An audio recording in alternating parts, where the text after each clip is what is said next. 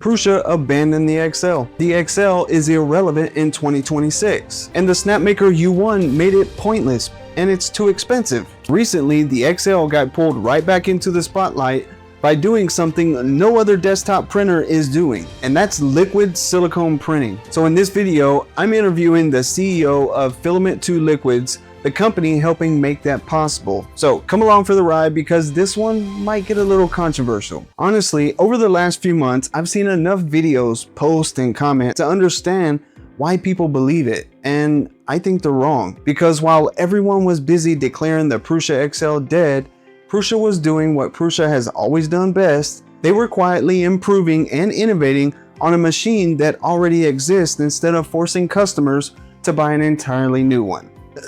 Creality. Sorry. And that matters because most tech companies play the same game every year. They change a few things, give it a new name, they slap a new version number on the box, and suddenly your old machine feels outdated.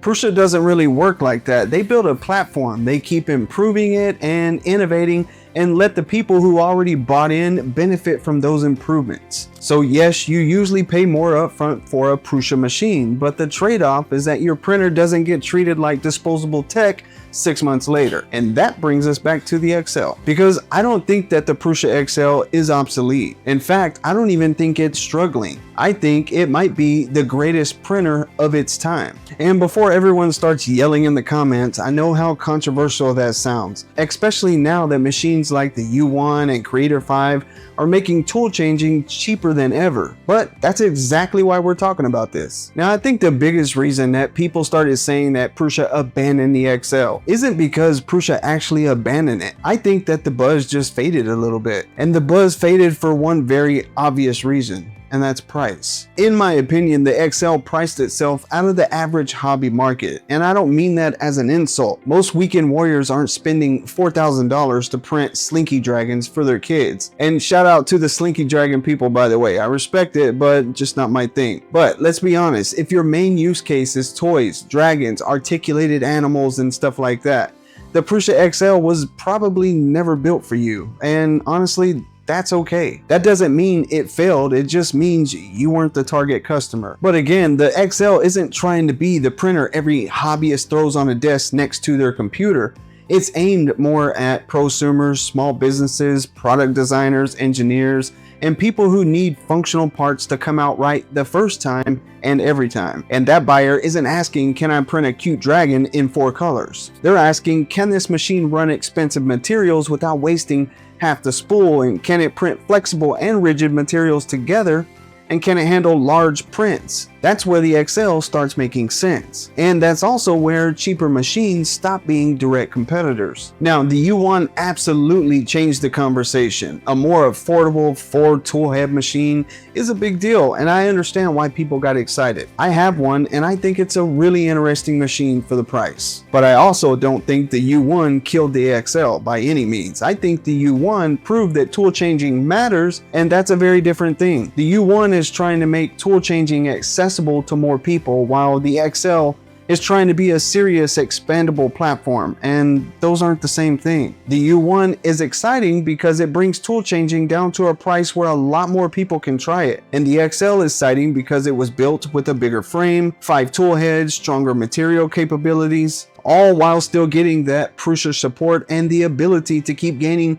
new capabilities over time. When people say the U1 made the XL irrelevant or less of a machine, I just don't see it that way by any means. That's typically going to be someone who doesn't own an XL machine. And if anything, the U1 made the XL more relevant. Finally, people are paying attention to tool changing once again. I don't know if you guys remember or not, but the XL came out several years before the U1. There's been tool changers around. The U1 isn't the first tool changer out. It just happens to be the first super affordable tool changer, but that comes with limitations, such as bed size, for example. You're looking at the XL plate here and then also the U1. That is a absolute huge difference. But honestly, the attention, it came at a perfect time. Because just when people started asking whether the XL still had a place or if it was dead or whatever, Filament 2 Liquids showed up with something completely off the wall. Not TPU, not flexible PLA, actual two-part silicone printing on a desktop machine, and that's absolutely nuts. And this is where the XL story changes, because this isn't just another accessory. This is a third-party company building something that takes advantage of what the XL was designed to be from the beginning. A tool-changing platform, not just a machine. So before we go any further, I want you to hear it directly from the person behind it. Here, I'm talking to Aron. He's the CEO of Filament 2 Liquids, the company behind the silicone mod of the Prusa XL. He gave us an exclusive interview at Rapid TCT in Boston a couple of weeks ago, an interview that he didn't do for anyone else. So check it out while Aron explains exactly how this works. So Aron, Hi. nice to see you. Nice to Can see you you. tell us exactly how that silicone stuff is happening on the XL? Sure. So it's quite simple.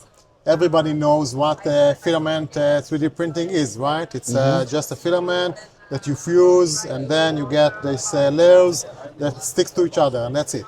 So our technology is quite similar, but instead of a filament, we have a hollow tube that encapsulates silicone liquid. So this tube goes into the extruder. The extruder extrudes this tube, cut it on the fly, extrude only the core silicone material into a static nozzle, which is basically just like an epoxy mixing nozzle that everyone is familiar with. So you have A and B parts that are mixed, and then the leftover goes to a waste bin. So you're left with 100% silicone material without any additives or stuff like that. So the casing basically has the silicone inside of it. It delivers it to the tool head. It basically splits the casing, exposing the silicone. Exactly. And then the casing feeds back out to just whatever bin you have that you want to catch it in. Exactly, and that's why you don't need any expensive pumps. I don't know, like $10,000 pump and stuff like that. It's very simple. The leftover could be recycled in the future. We're working on it, and yeah. Okay, so on the XL, so like for me, I have an XL. I have 5 tool heads, right? Yeah. So from what I understand, you're not gonna gain an extra tool head. You're basically gonna say, let's say number 5, we're gonna dedicate number 5 for silicone. Exactly. Right? Yeah. So not only that, you can use the silicone tool head to print plastic. Oh, so you don't lose your fifth one. You don't lose the fifth one, yeah. Oh, so you nice. can lose, not at the same time, yeah, but basically you can print silicone, and 5 minutes later you can print PLA, PTG, whatever. Oh, okay. So you're basically, you just pick a tool head to add this thing on. Yeah, exactly. And then it's just an addition, and you're not losing any functionality with. It's 2 for 1. Yeah. Nice. Does it matter which print head you pick? No, you just need to let the software know. You can, whatever convenient for the customer, yeah. Yeah. It fits the same slot. It parks at the same, place. And more than that, you can print, for example, with multiple tool heads. So you can print a PLA as a support material for the silicone. Oh, wow. And then, PLA is cheap. Okay, so the silicone will be a bit more expensive. You don't want to print the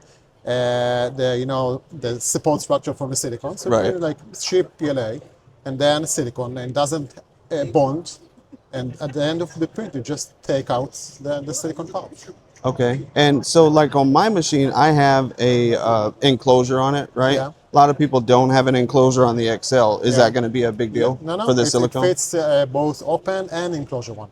Okay. Yeah. And as far as heats compared to, let's say, PLA?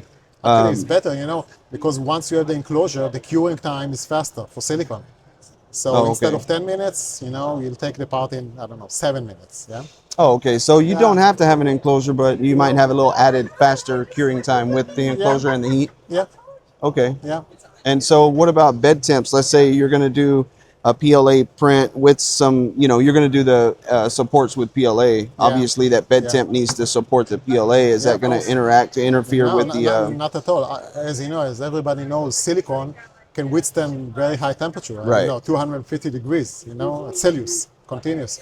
So no. Okay, so it doesn't even matter. No, it doesn't matter. Yeah, I can print the support material from any filament that you want, PLA, PTG. your choice. Okay, so are there any right now? It's just kind of a light blue color. Are there any plans to do colors? Yeah, of course. We will start with light blue, just because it's, I don't know, my daughter picked it or my partner, I don't know. Yeah. And later on, we will have a variety: black, white, skin color, and it reminds me that because users will have A and B, and over time, you have like a bunch of colors. You can mix them.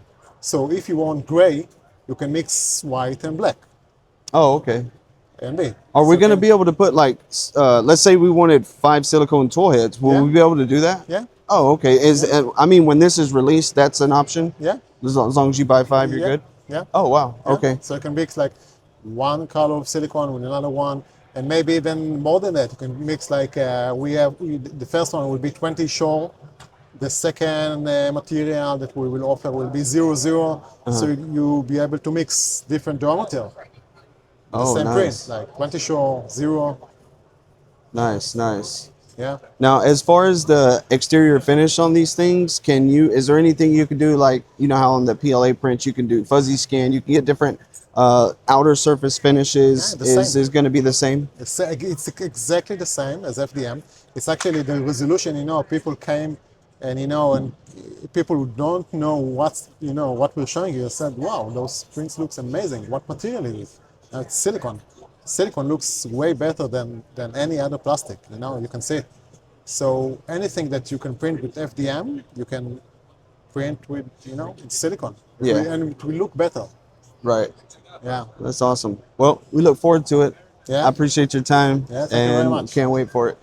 We do. Thank you. Bye bye. That's why the XL conversation is changing. When the XL first came out, a lot of people looked at the price and said, why would I buy that? And honestly, that was a fair question. But now I think the better question is, what does this machine become over time? Because if the answer is that it keeps getting new tool heads, new capabilities over a period of time, then all of a sudden that price tag looks quite different. Still expensive, but different. And talking about price, let's talk about the part that doesn't show up on spec sheets. And that's the Prusa experience. This is where I think some comparisons get way too simple. Because on paper, a cheaper tool changer can look like an XL killer all day long. It has multiple tool heads, it swaps tools, and it costs way less, right? But owning a printer isn't just reading the spec sheet. We all know that. It goes a lot deeper. It's about getting support when something breaks, firmware updates when things need to improve, slicer profiles that actually work, replacement parts you can actually find, and a company that still cares about the machine 2 or 3 years from now. And that's where Prusa has earned a lot of trust. And I know some people will disagree with me here, and that's fine. But in my studio, when I need a part to come out flawless, I usually go to my Prusa machine because I know for a fact that's what I'm gonna get out of that machine every single time. No tinkering, no messing around, just send it and I'm gonna get positive results. Now, at the end of the day, it is still 3D printing, things can happen. It's not a flawless, perfect machine. There's no printer out there that is. But when it comes to visual quality on a part, I'm going to the Prusa machine every single time. And that's not because they're always the fastest or the flashiest machine. In my opinion, it's because they're quality built and I trust the result that I'm gonna get out of it. And a huge part of that comes down to the Extruder, because it's one of those things that doesn't sound exciting until you actually use it. On the surface, it's just an extruder, but in practice, it's one of the reasons Prusa machines feel so consistent. That 10-to-1 planetary gearbox, it gives a lot of control pushing force, and that matters because not every filament behaves the same. Like PLA is super easy, PETG pretty easy, but once you get into TPU, flexible materials, and abrasives, the extruder starts to matter a lot more. And flexible filament is the perfect example. These Prusa machines handle flexible filament better than any machine in my entire studio, or better than any machine that's actually came through this studio. And it's all due to the Extruder. I believe that the Extruder is probably the best extruder on the market. Now, does this mean that everyone should go buy an XL? No, absolutely not. The XL is expensive and there's no way around that. If your first reaction is, I just can't justify that, I get it. Most people can't, and that's exactly why every hobbyist doesn't own one. And honestly, the XL, it lives in kind of a weird place. It's not cheap enough to be casual, but it's also not an industrial six-figure machine locked behind some service contract. It sits in that prosumer professional space where the buyer is usually trying to solve real problems, not just printing cool toys or slinky dragons. But with the XL now able to do something that previously wasn't available on desktop machines, I think the whole value equation changes. You're no longer asking why it costs more than a U1, you're asking what jobs it can do that a U1 can't do at all. Or any other tool changer on the market for that matter. I'm not just targeting the U1 because this isn't a U1 versus the XL hit piece or anything like that. This is more trying to get awareness out of how different those machines are and why there's such a price disparity. To me, that's the real conversation. Because I think if people understood the differences in these machines, then they would understand the price difference. Because it's not always just black and white, like, oh, this one's $8.99 and this one's $38.99. Oh, that's the clear winner. Well, you're not always just paying for the machine. Sometimes you're paying for support, the experience, the scalability, and the actual platform that you're trying to build on, like I said earlier. And to wind things down, there's actually another part of the story that everyone's just totally not even getting right now. And that's the fact that Prusa brought in John from Proper Printing. If you know his channel, then you already know why that matters. This isn't just a guy who reviews printers. This is someone who looks at a printer and immediately starts thinking what else this thing can do that it was never supposed to do. Some crazy stuff, like converting a Bamboo X1C to do peak.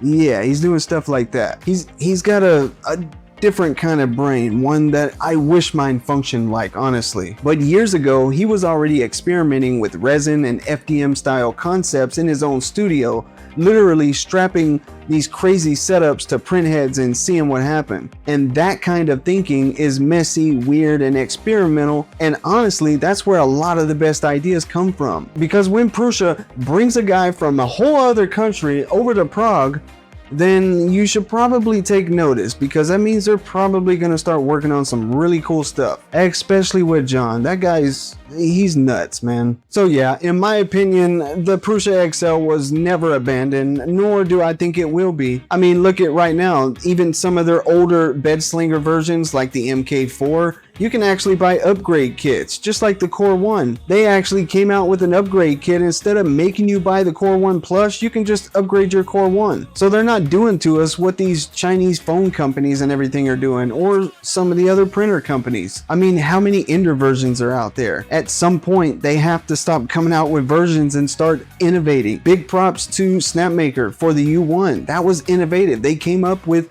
a new model, a new machine, and we should be leaving behind these companies that aren't innovating. They're just spinning out different versions of the same damn machine. And honestly, it's getting old. I can say one thing for Creality: when they came out with the M1, that was innovative. And I can get behind stuff like that. But what I can't get behind is an Ender 59 or an Ender 60. I mean, Jesus Christ, let it go. There you have it, guys. Is the Prusa XL still relevant in 2026? Of course it is. It's been relevant since the day it released. So until next time, stay ready to 3D print. We'll see you in the next one.